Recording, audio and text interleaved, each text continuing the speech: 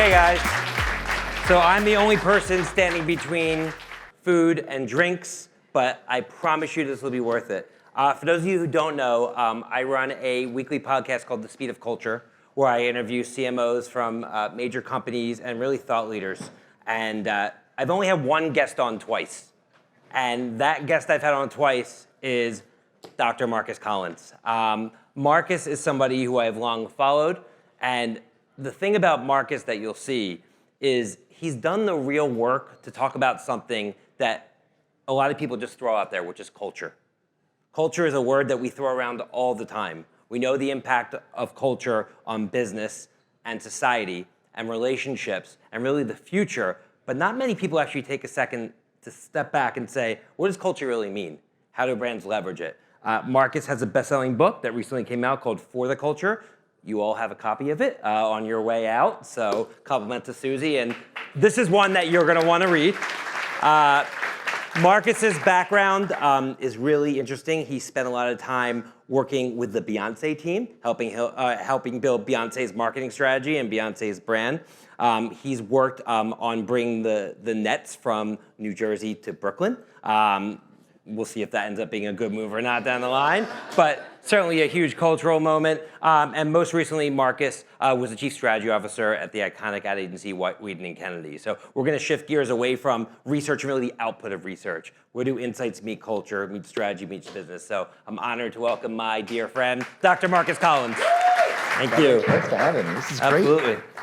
So why don't you tell us how you ended up in the position where you are, being such a leader and such a forward thinker on culture? Because that's not something that we often grow up as kids thinking is, I'm gonna be a culture expert. Sure. So how'd you get from where you were to kind of where you are right now? You know, I would account it to ignorance. I found myself in the world of marketing, world of advertising, using language that I didn't really understand. You know, let's get our ideas out in the culture. Our ideas need to be informed by culture. What's happening in culture? Culture, culture, culture, culture, culture. And if you ask 5 people to define culture, you get 25 different answers, right? Why is that? Because culture is so nebulous and omnipresent, and it's in everything that we do, which makes it very hard to describe. The abstract nature of it is like describing water to a fish. And what I realized is that, much like many marketers, I was using this terminology, this lexicon, with no real understanding of what it was. I knew it innately. You know, it was that quote, like, it's hard to define porn, but you know what, when you see it? Like, I felt like that's kind of how it was with culture. Like, I knew it, I saw it, but didn't know really what it was. And I didn't like that. I felt sort of like a fraud. So I started to explore this thing that we call culture by looking at it through the lens of people a million times smarter than me. And once I started to understand it, I was able to operationalize it. And out of the operationalizing this thing that we call culture, I started to be able to implant it and impregnate it into the work that I did.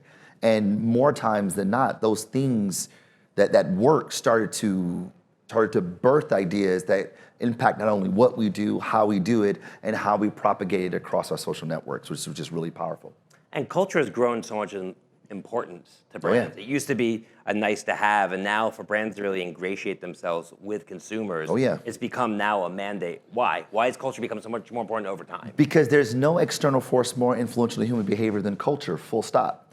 And the technologies we have at our disposal, as Avi laid out in the timeline, these technologies are helping extend human behavior.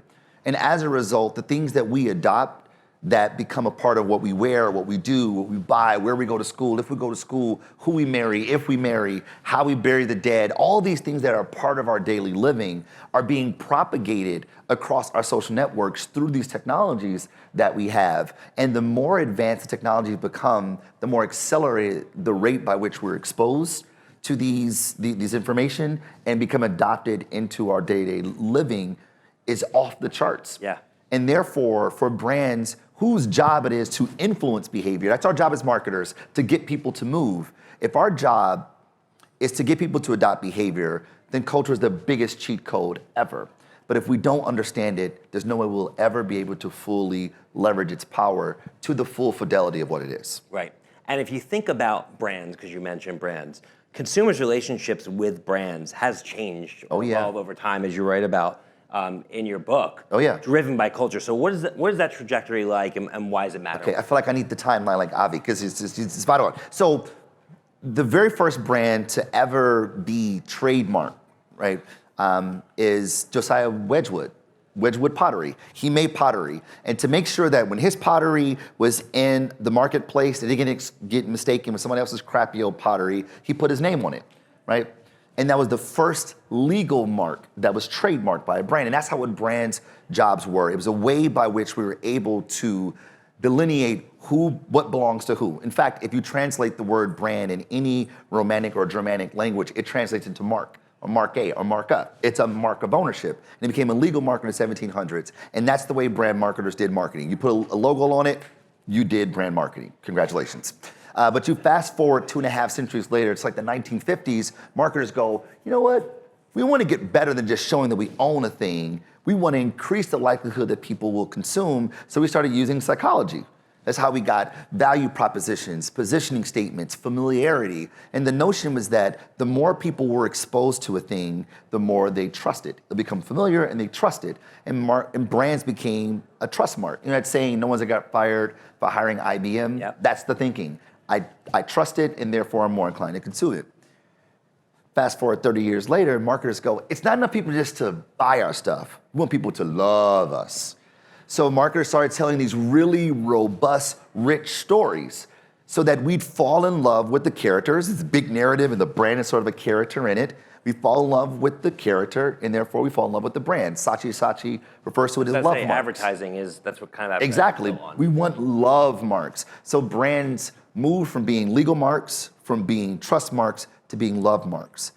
But today's most powerful brands leverage culture because they become ways by which people communicate who they are to the world. They become ways by which we signal, kind of peacock who we are. And these brands serve as identity marks because what the brand stands for or stands in for is a shortcut to my identity. So I use these brands as a way of saying who I am, which leads us to the brands of tomorrow. If you buy that timeline, you buy that chronological evolution of brand, then the brands of tomorrow will be the brands that we use not only to identify who we are, but who are the people like me. They become tribal marks because we are by nature social animals, as Aristotle says, right? We're given to community, to belonging. And these brands that we use to signal our identity become ways by which we go, oh, you're like me. Right. And as a result, we find connection, and that's all we're after as a species. And a brand could be a college you went to or a sports team you follow, right? That's how you find connection. That's right. Or the political party that you follow, the sneakers that you use, even the jacket that you wear. All these things become marks of identity, and the best brands use these marks of identity to facilitate community in a powerful way. And then the technologies become the ways by which we accelerate the way our brands become adopted and propagated into the population, right? Like I love the way the Web3 guys, they refer to marketing as community and community as marketing. Because we trust people more than any form of marketing communications, right? We trust Sexy Lover 24 from Denver more than we trust an actual brand we're gonna buy from, right? Which would be super sobering for all of us in this room. You know, we have these communications to convince people, but I go, yeah, I saw that ad, but I don't know if it's for me. And you go, Marcus, you need to be watching Yellowstone. Let me tell you why. And you convince me. And that's how every decision that we make ends up becoming fortified. It's through our people. Right. And the no brands, longer through advertising, forcing messages down consumers. That's right. And the best brands use their resources to facilitate community by creating fireworks that get people's attention and facilitating communities that facilitate connection. So we have many corporate researchers in here from big enterprises. Yeah. Not all of them work for a Nike or a Red Bull. You know, we have a lot of people that work in more traditional food and beverage companies, household staples, right? How do you, if you were a researcher and you were working at a big brand, and you knew the mandate was to get a brand to the level in which you talked about, going down that journey, where do you start? How do you know where your brand has a right to play? What culture you should ingratiate yourself into to really create that tribe? I think it starts with what do we believe? How do we see the world? What's our point of view of the world? What's our conviction?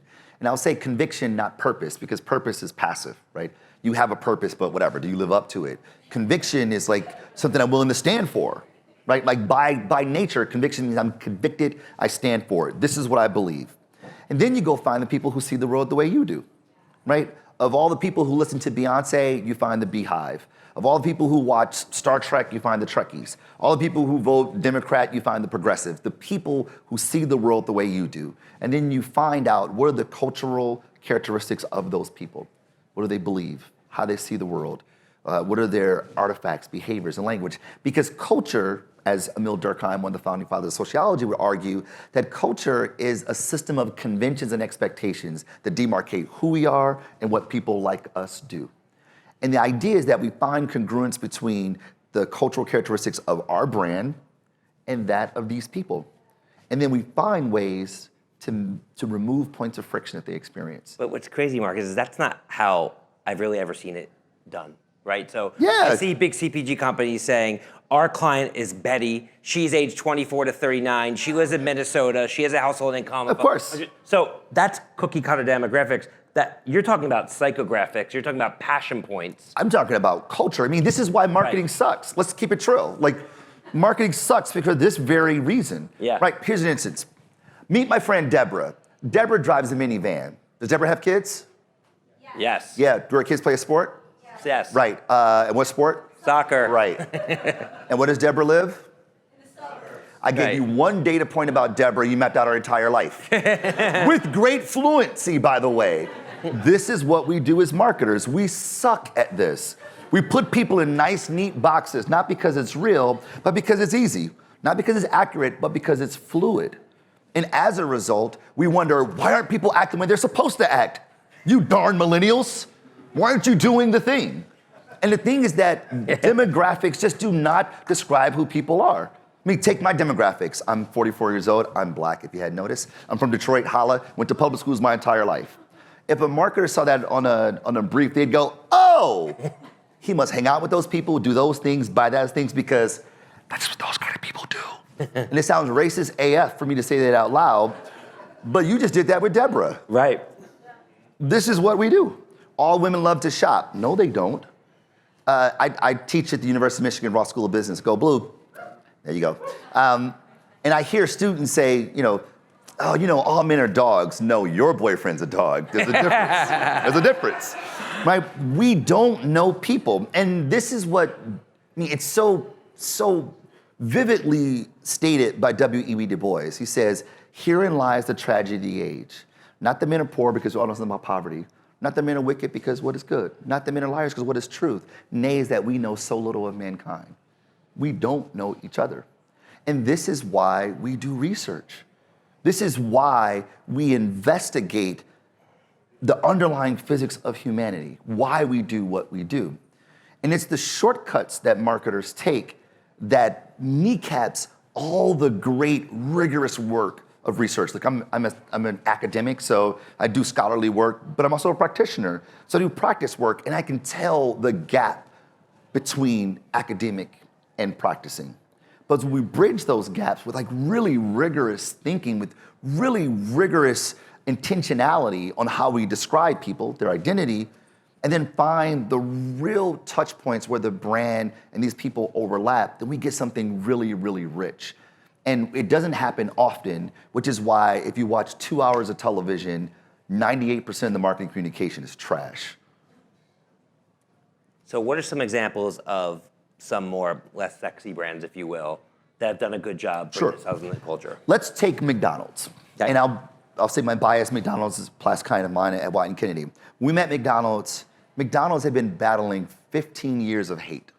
Ever since Super Size Me, McDonald's became the punching bag for everything wrong with the American diet, right? And we met them, they were so downtrodden. They basically said, help us navigate the hate. We said, oh, people definitely hate you, that's for sure. But 68 million people show up at your door every day. That's a lot of love. Why don't you focus on them? And they were like, we never thought about that. It's a good idea. But the challenge is that neither they or we didn't know who those people were. We knew their transactional data, but we didn't know who they were as human beings. Like, who are these people that, despite the vitriol associated with the brand, they still raise their hand and say, I'm a McDonald's fan. So we did an ethnography, right? You mentioned ethnographies earlier. So we jumped in the car and we traveled from Chicago, where McDonald's is headquartered, down through the heartland, talking to real life human beings, right? Talking to people who transcend demography, age, race, gender, household income, socioeconomic status, education, et cetera, like real life human beings.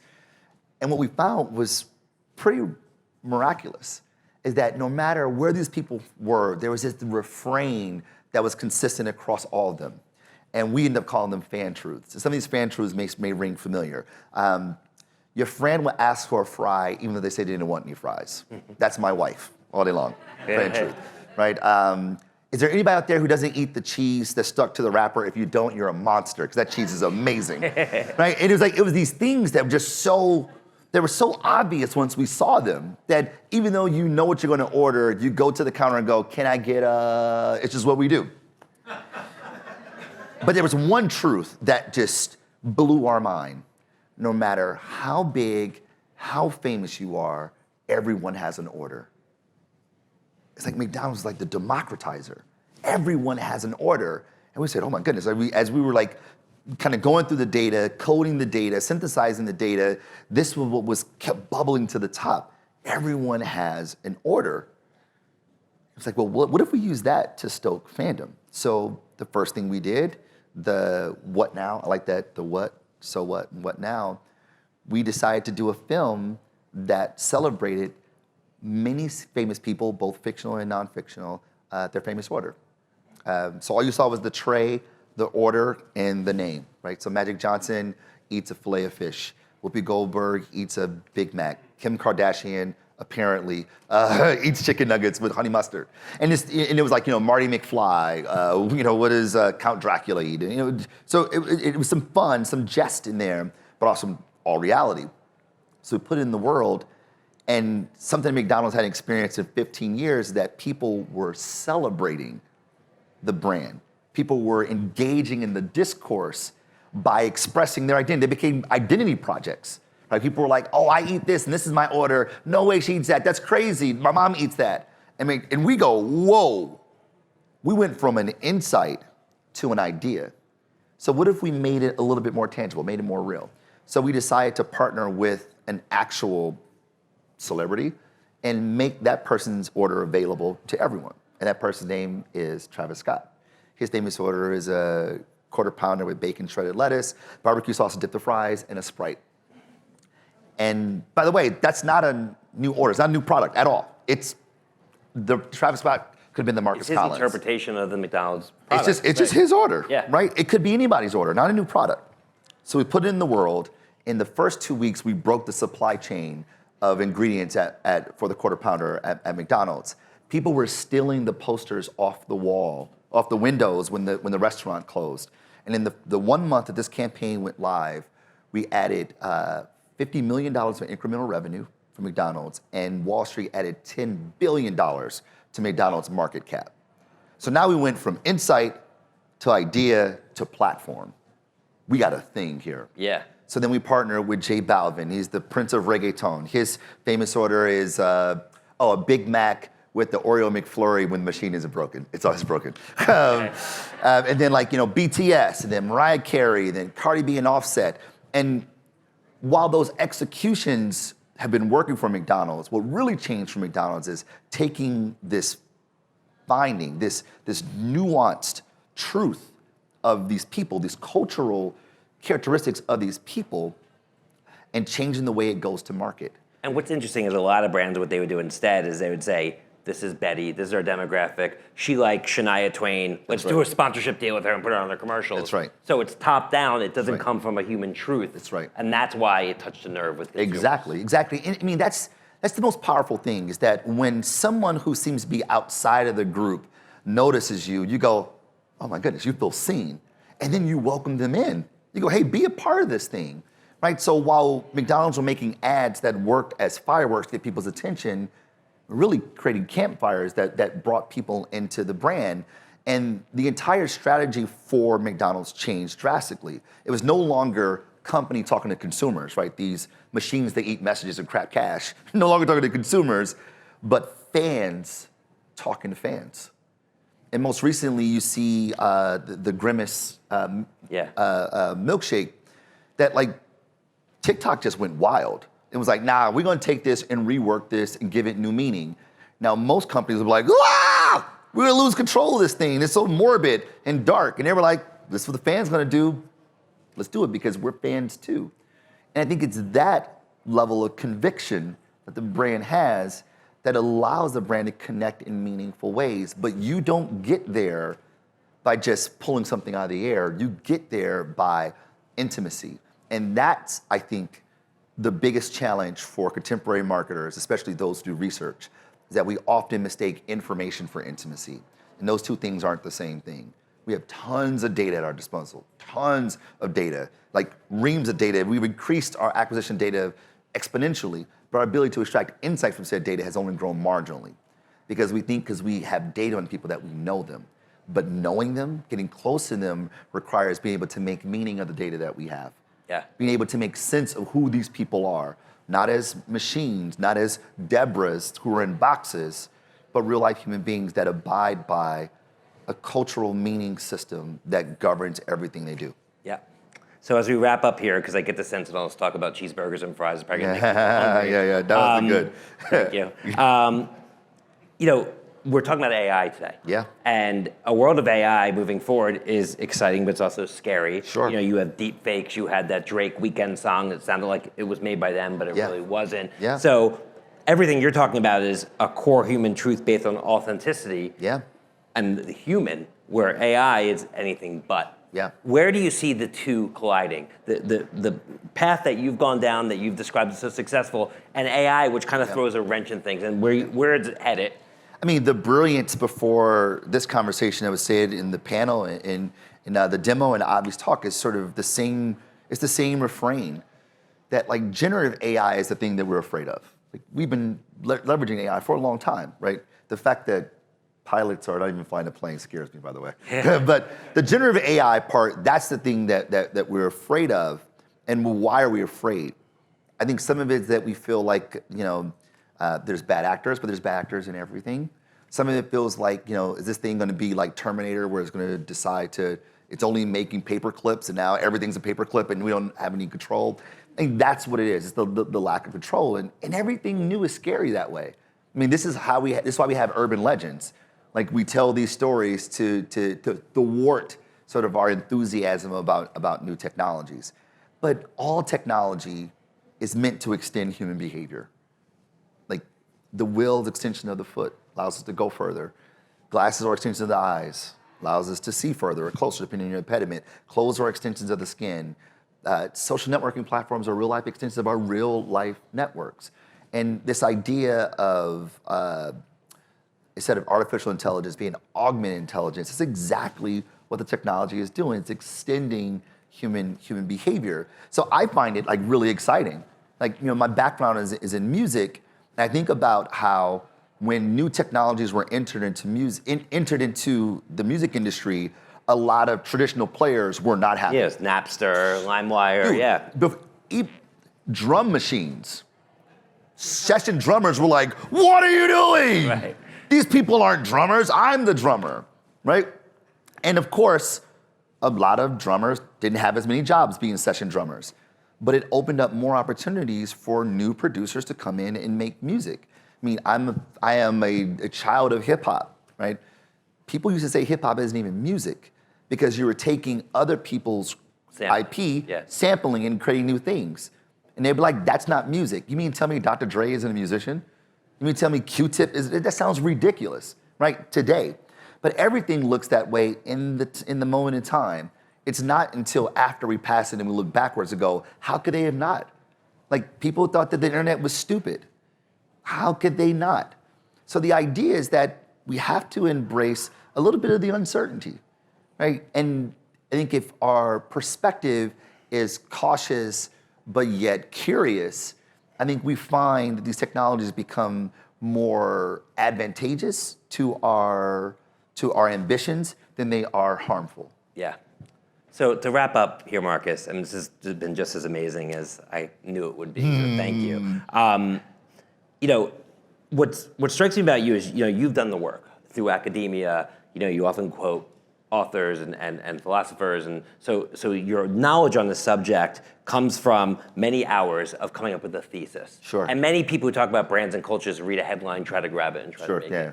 it. For our audience here, who I'm sure you've convinced by now the importance of culture because they want their brands flying off the shelf too. Yeah, totally. What steps can everyone take to be more in touch with consumer culture Oh. and to better kind of educate themselves about this type of process? So I say 3 things to consider. One, that you should learn from comedians. Comedians are the best market researchers on the planet. Seinfeld's insights were on point. All they do is they watch people and go, that was odd. Yeah. He did it, she did it, okay, this is a thing. And when they observe it, they now apply theory to the social phenomenon. And then they find a way to, like Emily Dickinson puts it, tell the truth or tell it slant. They find a way to communicate in such a way that people go, that's so me. Of course it is. Because they have a level of intimacy. People do the same thing with memes. They see memes. They forward it. Absolutely, exactly. So the first is learn from comedians by observing people with intentionality. The second, I think, is having a level of empathy that we don't spend a lot of time doing, right? Empathy is about seeing the world through the lenses of someone else, right? Being able to translate the world through people's meaning frames and may not be your own, which is hard because it means denying our biases, denying our experiences, denying what we believe to be true. Which leads us to the third. It's the fact that the world is not objective. As much as we want it to be, it's subjective. And that is, our truth is only our truth. But people abide by different cultural frames by which they translate the world. For instance, if we think about the world in which we live in, the social world is a basketball game. If you have nosebleed seats and I have courtside seats, we're watching the same game, but we're not seeing the same game because of our perspective. And if you take that analogy further, if we want to know the truth about the social world, you have to sit in many, many, many, many seats and see the world through the eyes of many, many, many, many people. That requires a tremendous amount of empathy. That requires watching people with intentionality and to a point you have intimacy, but most importantly, it requires accepting the truth that your truth is not the only truth. And so long as your truth doesn't mean my oppression, it doesn't mean my marginalization, it's all good. And not only do we become better marketers when we think that way, I would like to believe in a very kumbaya way that actually makes us better humans, like better citizens of this inhabited world that we live in. And I think that's worth celebrating. Well, we're going to leave it at that. Guys, give me a round of applause.